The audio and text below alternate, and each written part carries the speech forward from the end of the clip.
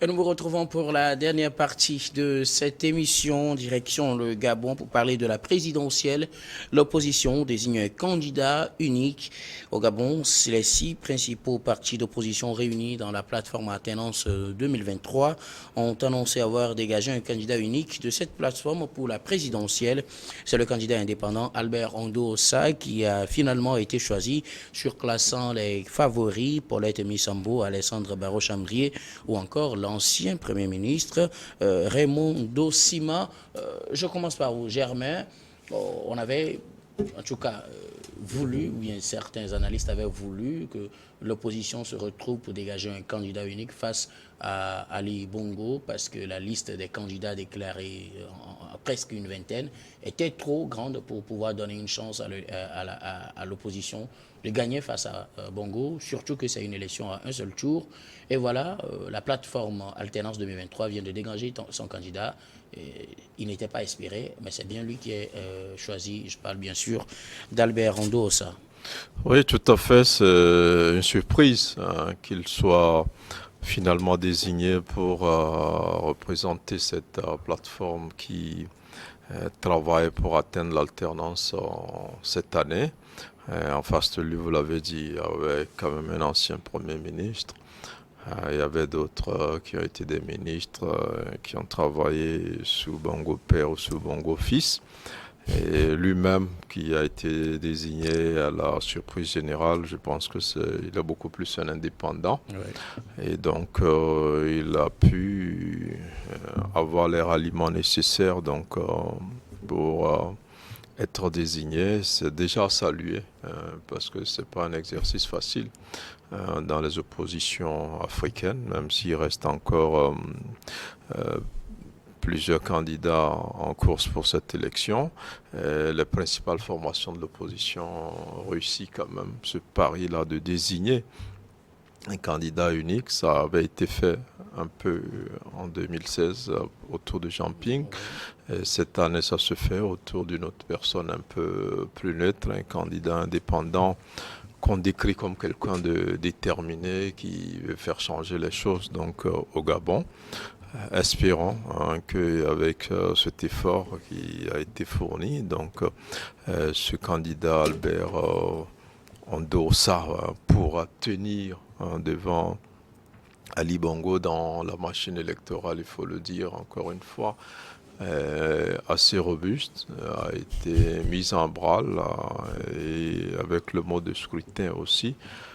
Ce fameux bulletin unique sur lequel on devrait élire en même temps le président et le député. Je crois qu'il y a une consigne qui a été donnée par l'opposition dans ce sens, vu qu'elle a préféré choisir un candidat qui n'est pas leader d'un parti politique, donc qui n'a pas de députés, donc en lice pour ces élections-là, c'est d'ignorer. En ce qui le concerne, en ce qui concernera son choix, la liste ou les candidats pour les législatives, et donc de maximiser sur lui, ça va être un exercice un peu difficile. Mais espérons que au finish il pourra tenir.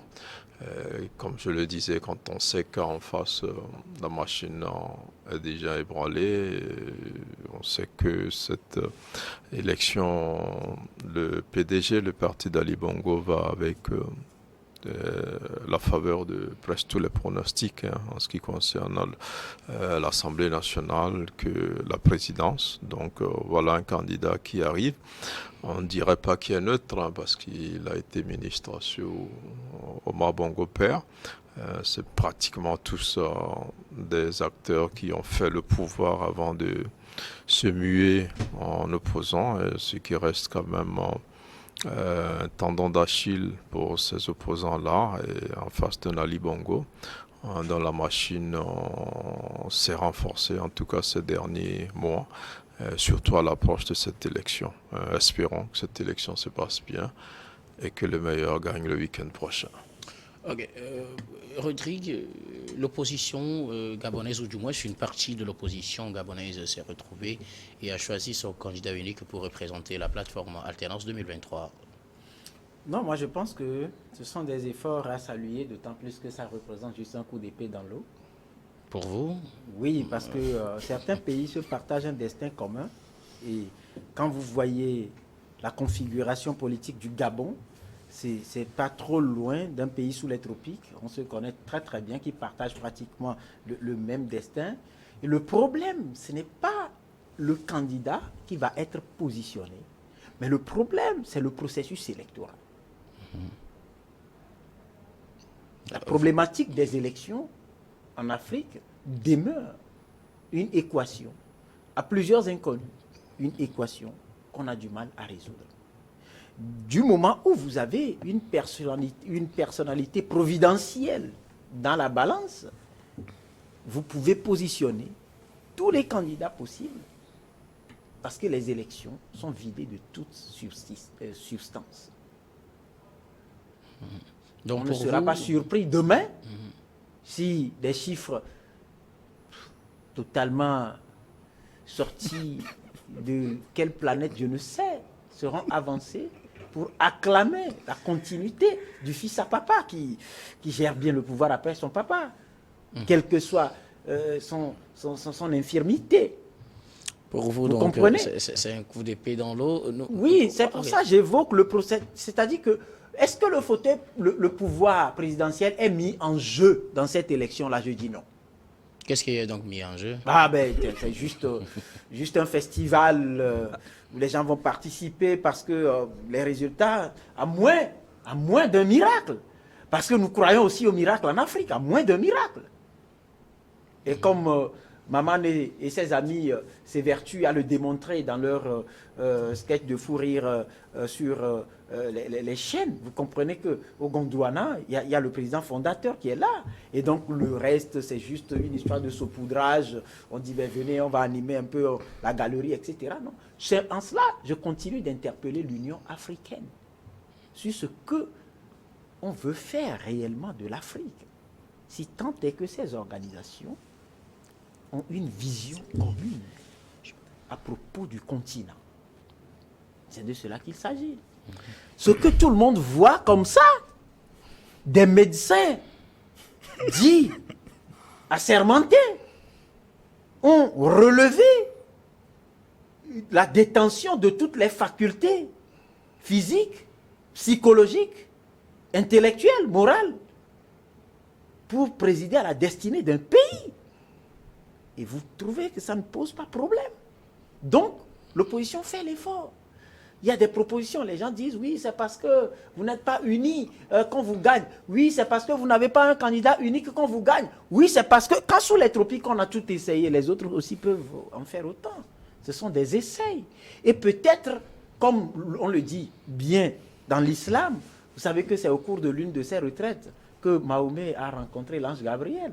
Du coup, peut-être qu'au cours de l'une de ces retraites, là aussi, l'opposition, avec un candidat unique, pourra gagner la personnalité providentielle.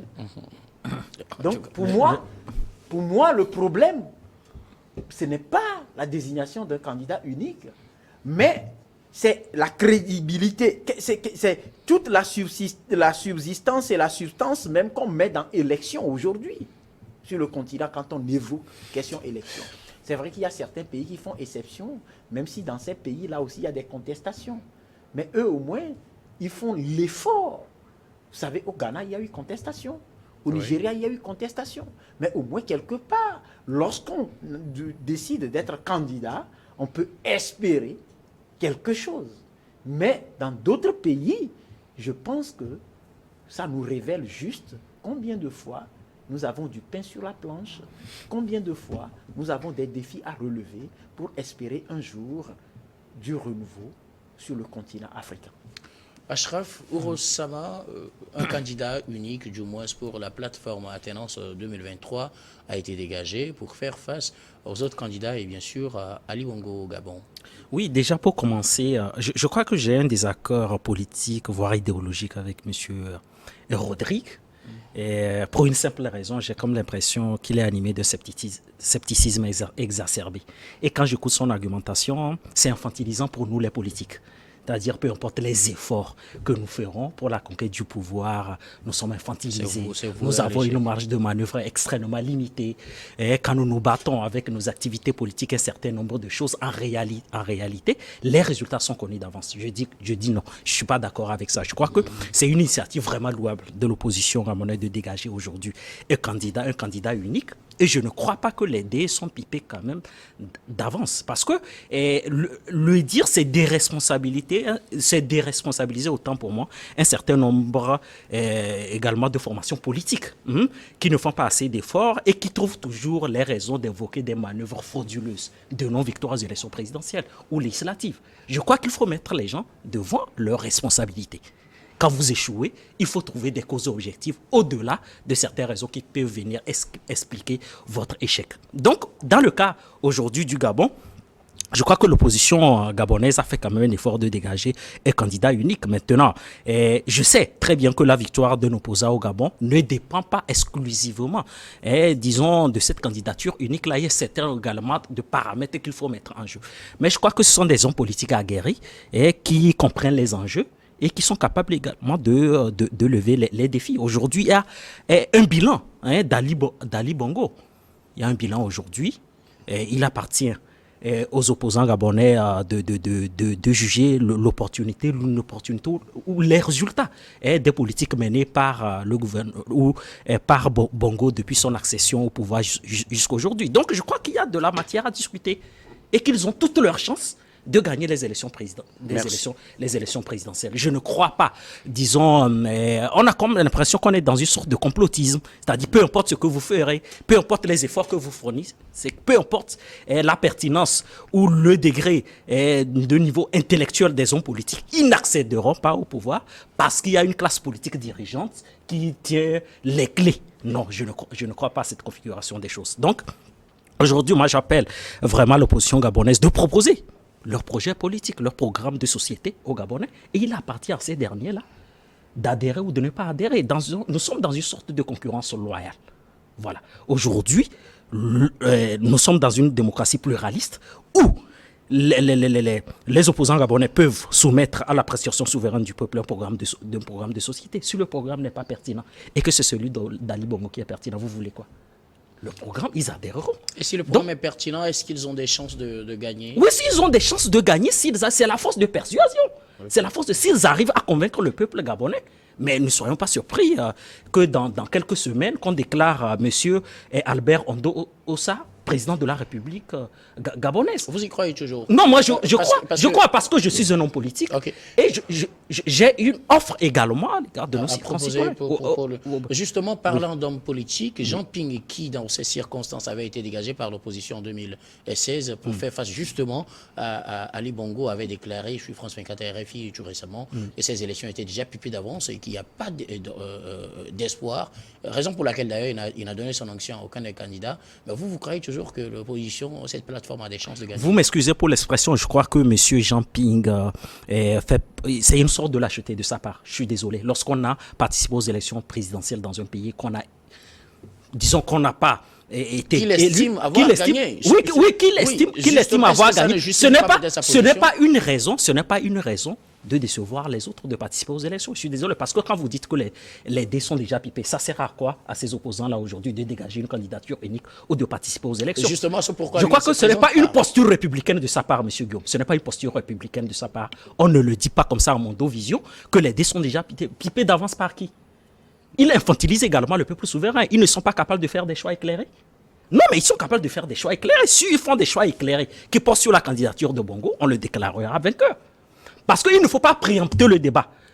Qu'après, au bout de quelques semaines, si on déclare Bongo, que les gens disent que les dés sont pipés. Non.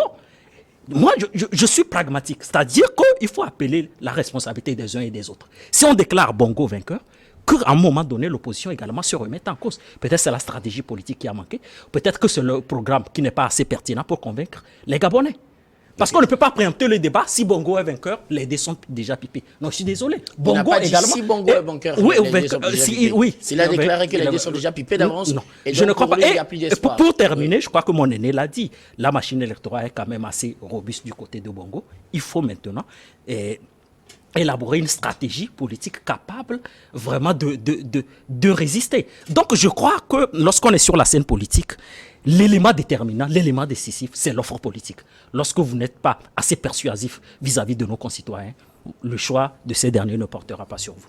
Merci beaucoup pour ces réflexions.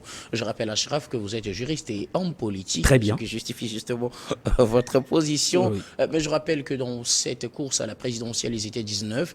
Donc 6 viennent de se réunir pour dégager un candidat unique. Il y en a encore qui restent. Mais le système électoral tel que prévu pour cette année, ou du moins le bulletin, prévoit un bulletin unique pour ces élections. Je rappelle que le 26 août prochain, les Gabonais sont appelés aux urnes pour des élections locales, des régionales, des élections locales, législatives et présidentielles, et qu'il faut un seul bulletin pour faire ces élections, ce que l'opposition juge trop complexe. L'opposition, donc, dans ce sens, a appelé ses partisans à ignorer, du moins pour cette plateforme, à ignorer les législatives et se concentrer sur la présidentielle pour pouvoir donner des chances aux candidats uniques dégagés pour pouvoir remporter ces élections. Est-ce que ce n'est pas un pari trop risqué, Germain? Trop risqué, non. Je crois que l'opposition sait que, comme je le disais, en ce qui concerne la majorité à l'Assemblée, ce n'est pas évident de battre le PDG. Alors, ils ont un candidat qui dit que si lui gagne, il va dissoudre l'Assemblée. Et il va faire... Est-ce que ça, déjà, ça ne fait pas, ça ne lui fait pas perdre des chances? Non, je pense qu'il rejoint la stratégie de l'opposition. C'est pour dire, ne misez pas sur l'élection des députés cette fois-ci. Misez plutôt sur moi. Et quand je vais gagner, il y a un mécanisme constitutionnel qui le permet de dissoudre. Je vais dissoudre cette assemblée, on refera. Donc, je crois que c'est une bonne stratégie. Mais en même temps, ça montre quand même la faiblesse de l'opposition qui sait qu'elle ne peut pas attendre grand-chose au niveau de l'Assemblée. Donc, il faut concentrer sa force sur la présidentielle. Et en même temps aussi, ça montre une tendance en Afrique en général où les politiques donnent plus d'importance à la présidentielle qu'à toutes les élections. Avec tous les partis politiques, chacun veut être président de la République.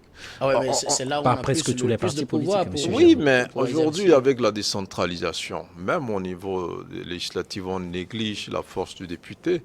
Et on pense que c'est quelqu'un qui est là pour lever la main et voter tout ce que le gouvernement envoie comme texte. On oublie qu'il a l'initiative aussi de prendre, de faire des propositions de loi. Et au niveau des locales, on ne semble pas reconnaître que les maires peuvent changer des choses, alors qu'ailleurs, les gens étaient maires et ça a servi de palier pour être président de la République. Dans les grands pays, être maire de la capitale, c'est quand même un avantage certain pour après arriver. Donc, mais ici, vous verrez des gens, tout le monde veut la présidentielle. On pense que c'est à ce seul poste qu'on peut faire quelque chose pour le pays. Et donc, au Gabon, ils disent, ils ont un prétexte, c'est que le bulletin est un peu complexe, c'est vrai, mais en même temps, on comprend que eux, leur intention, c'est la présidentielle, et que les législatives et les autres, c'est pas important. Et le candidat, il dit, quand lui, il arrive, il va dissoudre cette assemblée, il va faire un nouveau référendum et faire un certain nombre de réformes. Je ne pense pas aussi en même temps, comme le disait Achraf, on infantilise aussi quelquefois les populations. Des gens qui sont capables de manipuler les smartphones avec des choses assez compliquées. On trouve que sur un bulletin de vote, il ne peut pas désigner des candidats et voter. Mais on pouvait le dire il y a 30 ans, 40 ans. Mais aujourd'hui, on ne peut pas continuer à dire ça de nos populations. Mais je sais que ce n'est pas tout le monde aussi qui manipule facilement les smartphones. Aujourd'hui, même dans les villages, il y a des smartphones. Même dans les villages. Mais il faut voir les tranches d'âge qui manipulent. Parce que là, les élections, c'est à partir de 18 ans. Je suis vraiment sérieux. Et même des gens qui n'ont pas eu la chance d'aller à l'école. Vous verrez aujourd'hui des personnes de plus de 50 ans aller apprendre à l'école, apprendre à lire et à compter, faire un certain nombre de choses. On continue par dire non, nos populations ne sont pas mûres pour voter de cette manière. Je fouillais vous-même au Togo. Et au départ, quand on parlait du bulletin unique, les gens estimaient non, il vaut mieux avoir des bulletins multiples parce que les gens pouvaient individuellement, c'est plus facile. Mais quand on a pris le bulletin unique, ça s'est passé comme une lettre à la poste. Donc ce qui se fait au Gabon, qu'on présente comme une innovation qui n'est pas bonne. Non, je pense que l'opposition montre déjà que les législatives et les autres élections n'est pas bien placée. Comme je le disais, les sondages montrent quand même que le PDG est bien parti pour rafler tous ces sièges-là. Mais sa stratégie aujourd'hui, pour dire qu'ils veulent contourner ce bulletin unique complexe, c'est qu'ils n'ont qu'à ignorer tout sur le bulletin et se concentrer sur le candidat à la présidentielle. C'est une bonne stratégie s'ils sont sûrs que le cheval sur lequel ils misent aujourd'hui sera celui qui va gagner. Et surtout qu'il a promis, une fois au pouvoir, l'une des premières décisions, ce sera la dissolution du Parlement et la révision de la Constitution. Mais je pense qu'en face, il ne faut pas aussi le méconnaître, c'est qu'on a un PDG qui est bien en forme. Ali Bongo a un bilan aujourd'hui qu'il peut vanter et que les électeurs peuvent probablement... Selon un sondage, tient ses promesses à 13% seulement. Pardon ? Selon des sondages, ce bilan n'est qu'à une promesse tenue de 13% par rapport aux promesses faites. Bon, ça dépend de qui a fait ces sondages, mais là, les échos que nous avons du Gabon, j'en discutais avec un Gabonais il n'y a pas 2 jours, il était très certain que le PDG, c'est probable qu'il soit un militant du PDG, mais en même temps, je crois que le Gabon émergent, c'est quand même une réalité qui est en marche. L'industrialisation du pays, l'ouverture du pays vers d'autres horizons, son entrée dans le Commonwealth, son repositionnement et un certain nombre de choses en faveur des jeunes sont des réalités aujourd'hui qui peuvent permettre la reconduction d'Ali Bongo maintenant. Les élections sont ce qu'elles sont et comme Achraf l'a dit, l'opposition ne doit pas aller en se disant maintenant, comme le dit Jean Ping, les dés sont déjà pipés, non, parce que même lui-même a failli gagner l'élection de 2016. Il dit avoir gagné. Voilà, donc si on disait même à l'époque, comme on le dit de tout temps dans la plupart des pays, que c'est pipé d'avance, il ne serait pas arrivé jusqu'à la porte de la présidentielle. Est-ce que ce n'est pas ce qu'il dit en d'autres termes? Parce que selon lui, il a gagné, mais on n'a pas reconnu sa victoire. Et c'est ce qu'il dit par les dés qui sont pipés. Non, c'est parce qu'il sait que cette fois-ci, c'est un peu grillé pour lui. Alors, je crois qu'il aurait même été sympa d'appuyer quelqu'un, ce qu'il refuse de faire. Même s'il le faisait, il pourrait après fournir les preuves s'il y a faute. Mais dans nos pays africains, on n'a pas des opposants fair-play. Vous avez des gens qui disent que s'ils sont battus, c'est que l'élection est frauduleuse. Et qui n'apportent pas souvent les preuves de la fraude. Mais selon eux, s'ils sont battus, c'est que l'élection est frauduleuse. Et je pense que c'est un peu trop facile comme argumentation. Merci beaucoup, Germain. Rodrigue, je reviens à vous. Vous disiez tout à l'heure que c'est un coup d'épée dans l'eau. Jean Ping disait, il y a tout cela quelques semaines, que les dés sont pipés d'avance pour cette élection. Mais l'opposition, de son côté, s'unit pour dégager un candidat. Et pour ces élections, que je rappelle, rassemblent locales, législatives et présidentielles, l'on veut uniquement miser sur la présidentielle au détriment surtout des législatives pour pouvoir donner des chances à ce candidat unique. Est-ce que c'est un pari risqué? Non, pari risqué ou pas, c'est une question de choix. Pour vous aussi, c'est une question de choix politique d'avance. Mais je vous le dis, c'est-à-dire que dans un premier temps, je tiens à clarifier que contrairement à ce que Achraf pense, il est homme politique, je n'en suis pas un. Je ne suis pas porte-parole de quelque politique que ce soit.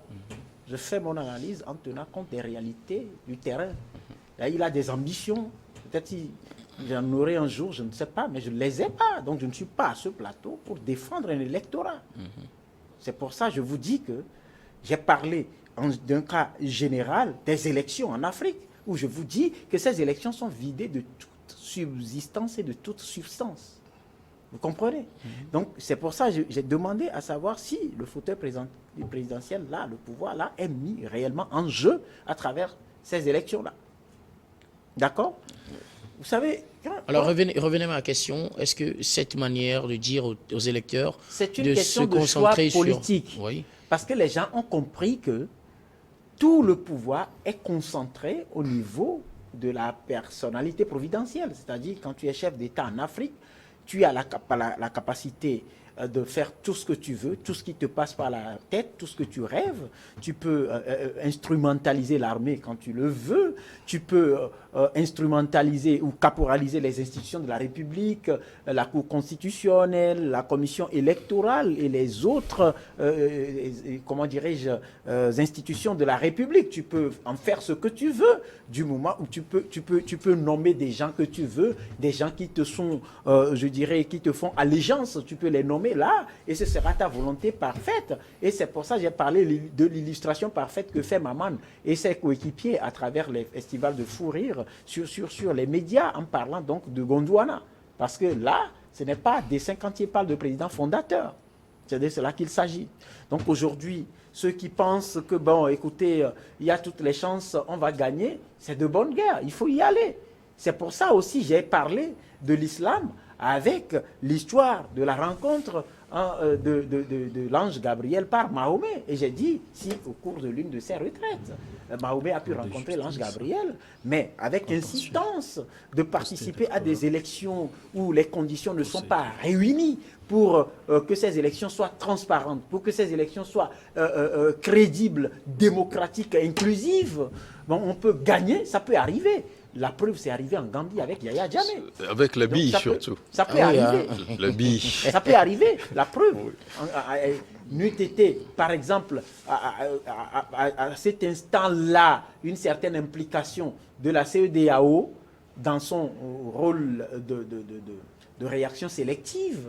Peut-être que la Gambie ne connaîtra pas d'alternance aujourd'hui. C'est en cela, je ne condamne pas ceux qui participent aux élections. Mais cela ne m'empêche pas de dire ce que j'entends par élection dans nos États. Donc c'est de cela qu'il s'agit. Okay. Donc pour moi, c'est en cela je dis que c'est un choix politique. Les gens ont peut-être des arguments de leur choix. Je ne suis pas de ceux qui pensent qu'il faut aussi boycotter.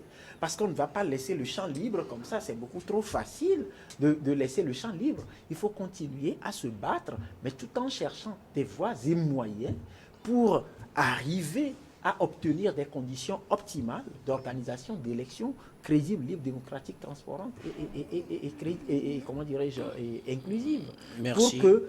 Pour une fois, dans ces États concernés, la voix des électeurs puisse compter.